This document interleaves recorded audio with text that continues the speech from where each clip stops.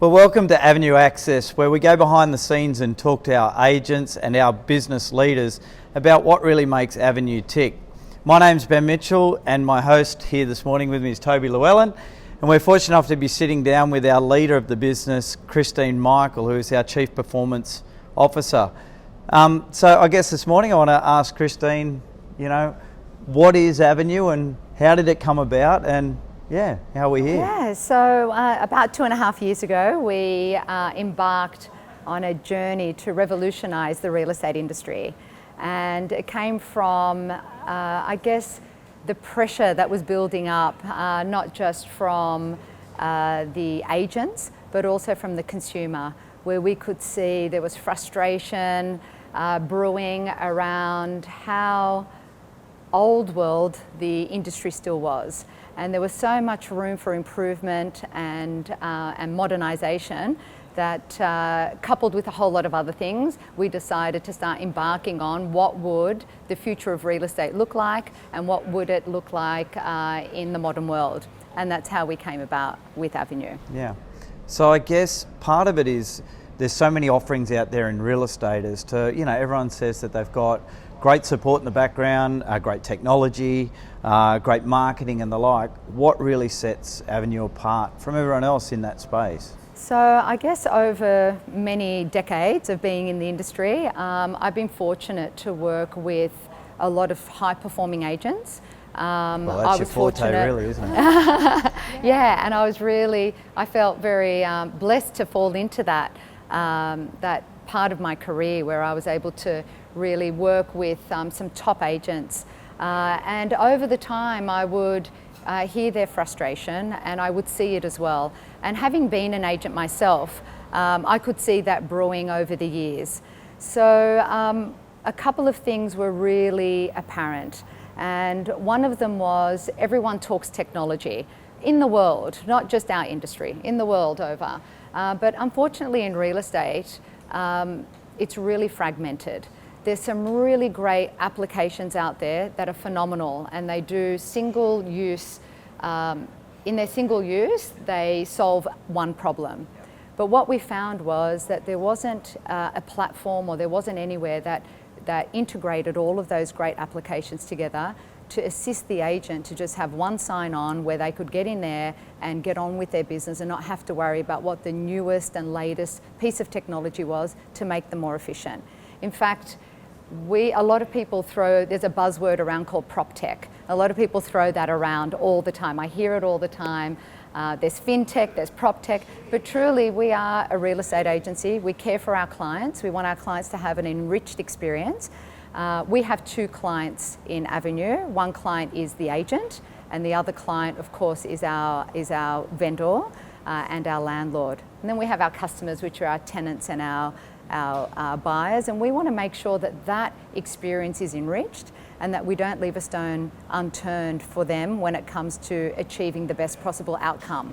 So what we do is we have brought together all the technology into one platform, and we are revolutionising the way real estate is transacted. So when you designed, Christine, this new agency, I believe you were the first person from an industry knowledge sort of expertise to enter the company, which is very exciting. You had to mould effectively a brand new agency, and up behind you actually there's the three core pillars of Avenue, the time, passion and data. Are you able to explain sort of how they came about and why they are? Yeah, so actually we spent a lot of time with a branding agency working out what our core pillars were, how to come up with the name. The name itself, just to start with, is Avenue, like not quite a road or a street. Not Avnu. No, Avnu. A bit better than a road or a street, but it's not quite a boulevard. So it's an avenue. It's a beautiful, place where gorgeous homes usually, and when I say a gorgeous home, a home is as gorgeous as the memories that you're creating and the love and passion that you have in the home. But it's also, if you look it up in the dictionary, it's also a solution to a problem. And a lot of people will say, I'm not sure which avenue to go down, and I've got an avenue thought or what have you. So we thought that was really apt because there was a problem in the industry and we wanted to solve it. And so this is the avenue that we have gone down. And then when we were looking at our pillars and sort of thinking what are our values, and we kept digging and discovering, one thing that kept coming up definitely in my career, and I'll talk from my experience, is that the word time would always come up. So if I had a vendor that would call me, they'd say, have you got enough time to come and meet with me? What time of the day should we have our open house? When's the best time to auction? Should I buy now? Is it a good time to buy or is it a good time to sell? So there was all this stuff around time. It's always a good time to auction, Ben, I think, if you ask me. But Always a great time to auction, especially with you two. And I guess the important thing was that we started understanding that time is a commodity. And when you spoke to agents, they wanted more time for this mystical, I think it's a bit of a farce, thing called work-life balance, right? And so I want more time to do things that I'm passionate about and things that I really want to dive into, but at the same time need to fund my life, right? So time kept coming up. And then passion was really important because at Avnu, we love to work with passionate people, whether that's our customer and client or whether that is the agents or the staff that we work with. We're passionate about the homes that we sell. We're passionate about revolutionising the industry, and there's a lot of passion that comes through in everything that we do. And then, and then finally, one more, there's a third one. You don't know that there's three. And the third one, our tech guys talk about data. Right, or data, as they say. The third symbol is the Wi-Fi symbol. But interestingly enough, I was traveling with my family overseas, and every place that we'd go into, people would say, would you like the Wi-Fi password? Would you like the Wi-Fi password? And my kids kept saying things like, hey, are you connected? Are you connected? Are you connected? And every time they'd see the Wi-Fi symbol come up on their screen, they'd say, I'm connected. So when I came back after that trip, I said, it's not really about data for me anyway, it's more about how we connect with people. That Wi-Fi, we do use data and we gather it in a real phenomenal way, magical way, that we deliver it to our agents so they can decode it and then help our vendors and landlords and tenants and buyers achieve their goals. That's what we do with the data, but I feel that it's the way we connect with people. So that's how we came up with it. That's a really long answer. I'm still waiting. We should have a fourth one of a gavel or something. Yeah. Well, look, there's definitely time. Time is a big part of it, and you can see it in the logos across all of the Avnu's logos, including the core pillars as well, all clock hands. But it's about giving time back, really, at the end of the day, to our agents and for them to be able to utilise that the best way that they can. For me, one of the big ones is the culture in this place. And, we said about when you've got a blank canvas of people that we want to work here or approach us to work here, it's certainly about culture. I guess, we're a high performance culture here, and it's a testament we've got coaches and the like. What makes our agents so good at performing? Like, what's the formula to it? So again, it's all come from history. It's not something that we didn't have a big round table and just sort of try and reinvent. We looked at what the science is. So I like to apply science to a lot of things that I do, even though most people probably don't know I have that scientific side to myself. But the truth is there is a science to success, and there's a science to achieving great things. And what I found over the years is for an agent to really succeed, first there are things that you can't train and there are things that you can't create, and that's drive and passion. So we look for people who have got the drive and passion. We also then look for people who have got the right character traits to become a phenomenal agent and a phenomenal salesperson. And they need to be coachable. But we also found that there are certain structures and tools that we can actually build around our agents to help them get there quicker and to sustain, right? So one of those things is coaching. So we know that a lot of agents in this day and age have coaches, and there's some amazing coaches out in the industry and in the field. But what we often find is that in one office, there could be 10 agents and they'll have 10 different coaches. And unfortunately, what happens is that fortunately and unfortunately they're all brilliant and giving great advice, but you come together as a cohort and then you're not a bird of a feather, right? You're all going in a different direction and it really disrupts the culture. So we have one coach per entity that coaches the staff. So one coach per office, if you like. Per office, that coaches all the staff and keeps them on track as a team. So individually is growing that person and also growing the team as a whole. We're going to nut down a little bit further with some of these coaches throughout this series, but essentially it is a on-tap person that sits in the office, you know, does their business plans, their day-to-day, got issues. They're sitting next to these people. It's not like you know, there's a lot of great coaches out there, as you say, but you generally go to a conference to see that person, or you know, or wait you might till have they them can fit 15 you in. minutes a week. Yeah, that's a right. quick phone call or a quick check-in once a day. No, this is on tap. So the coaches are sitting in the offices, rocking up every day. They only have one thing to do, really. So when I recruit a coach, I'll say, if I have to wrap up your job description in one word, and that word is growth. You need to grow the individual professionally, personally. You need to ensure that they rock up every day, not just rock up physically, but rock up mentally in the right space. You need to grow the team. You know, we want to grow the team, we want to grow market share, we want to grow the brand. It's all about growth. They don't need to worry about whether the office manager rocks up, if there's a leak, if something's not working. We've got other people that do that. So the sales leaders, really their main role is to grow the individual and the office. Again, and it's phenomenal. all good and well to say that we've got that, but we've got some unreal examples of that within our group here, people that have joined, good performing agents and have 2x, 3x their business just by having an online coach, like an on-tap coach, Yes. if you like. Yeah, that's true. And I think that is one aspect that I think is underrated a lot.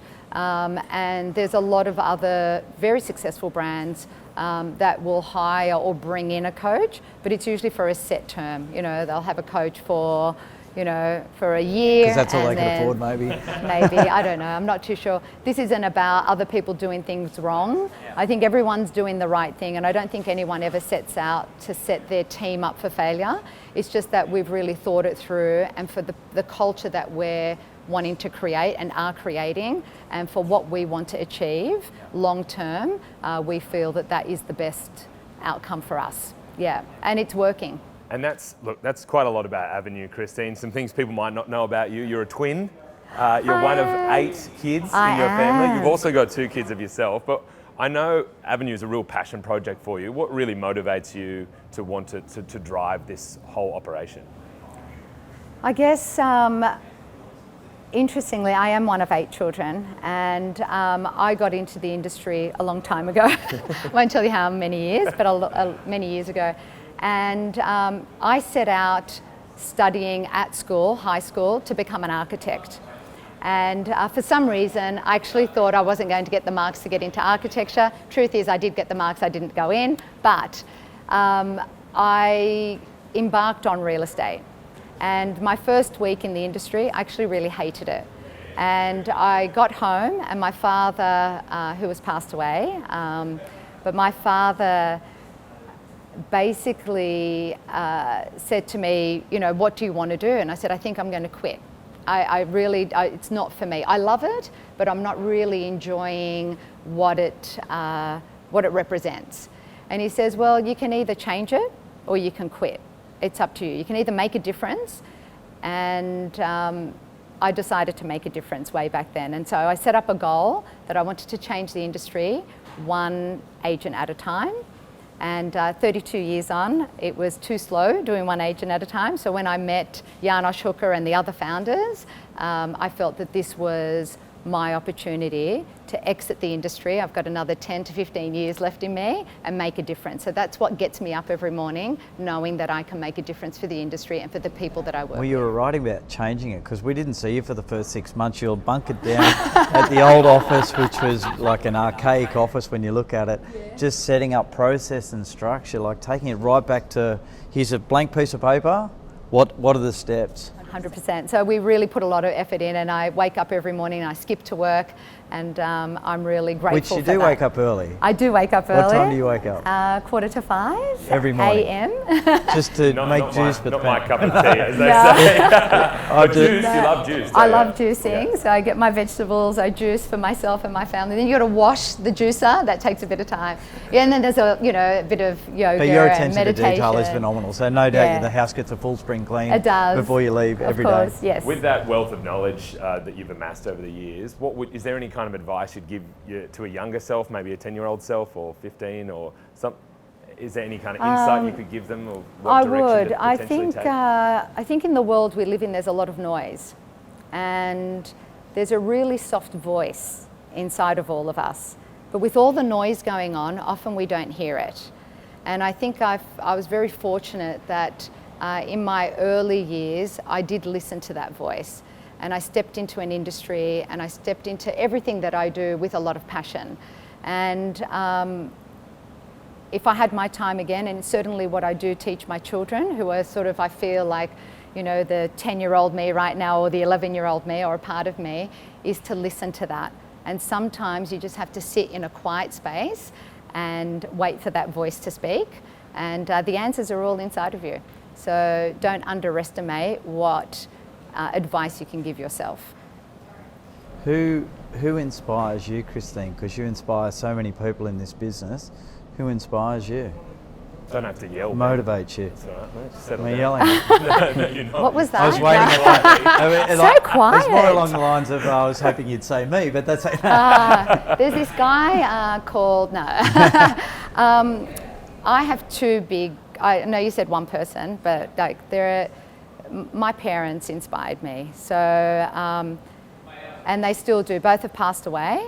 And I know that I think a lot of people would say their parents inspire them, but I look back and their journey was one of survival. And well, 8 looking kids. back, 8 kids, but both migrated to Australia in the 50s, or 1950 and 1951. Couldn't speak the language, like a lot of the immigrants that came at that time to Australia, and really built the most phenomenal life for us children. And the inspiration I get from them is that even though we didn't have a lot, I grew up thinking we had everything. And my parents would always say, there's a couple of things that I will always promise to give you. One will be a roof over your head. Another will be phenomenal food to eat. Of course, being Lebanese, we just eat a lot and cook a lot and always want to feed everyone. And a bottomless pit of love. And that I carry with me everywhere. And they are my biggest inspirations, because they made life look so easy, even though it was so tough. And they made us aware that we come to this planet with everything we need. It's just a matter of unlocking it. And that's what inspires me every day, to get up and make the most of the life we've got. Well, we really appreciate your time, Christine. Both of us working with you directly, we know that Thank time you. is definitely hard to get. Yes. It's But in you terms of always Christine return Michael. a phone call, so yeah. I That's do, true. Always I do. returns Or a phone text. call. We do have something fun. I'm going to steal 60 more seconds of your time. my I'm going to be gosh. asking you a bunch of questions, rapid questions, and Okay. I have $50 here, Christine. Oh, you got it. I'm looking I've for got it. I sold it You straight out of your bloody pocket. I pickpocketed always me do. already. I've got $50. And how do I get the 50? 50 if you can ask 50, answer 50, but it's almost impossible. It's 50 or nothing. Yeah, Oh, come 50 or on. nothing. But look, If I it's answer 60 20, do I seconds. get I'm gonna, 20? it's just, it's you choosing one or the other, and I'm doing One or really the other. quickly. Okay, We're going to start let's the do clock it. on the first question. And Okay. cook or wash up? Wash up. Open house or by appointment? Open house. Planner or go by the flow? Planner. Fold or scrunch? Fold. Introvert or extrovert? Extra. Monochrome or color? Monochrome. Fast cars or fast food? Fast cars. Summer or winter? Summer. Play sport or watch sport? Watch. Garden yourself or get a gardener? Get a gardener. Metro or rural? Metro. Cocktails or wine? Always cocktails. Uber, sit in the front or back? Back. Circles or squares? Squares. Socks or no socks? No socks. Laptop or mobile? Mobile. Bananas or apples? Both. Singing or dancing? Both. Auction or private treaty? Auction. Instagram or Facebook? Insta. Piercings or tattoos? Oh, tattoos. Oh! Book or Kindle? Book or Kindle? Kindle. Mani or petty? Both. Coffee or green juice? Green. Comedy or horror? Comedy. Morning person or night owl? We knew that. Morning and night. Meat or tofu? Meat. Online shopping or in-person shopping? In person. Sweet or savoury? Sweet. Netflix or Stan? Netflix. And that's time. Oh, did I do geez. 50? No, You did 49. not, but you did 30, which is very, very Did I get $30? Well, look, Ben, if you can cut I'll that buy you up lunch. in a little bit. Cheap. Thank you very much, Christine, for joining us. Thanks, we really guys. appreciate You guys your are time. awesome. Thank you. Thank you. Brandon.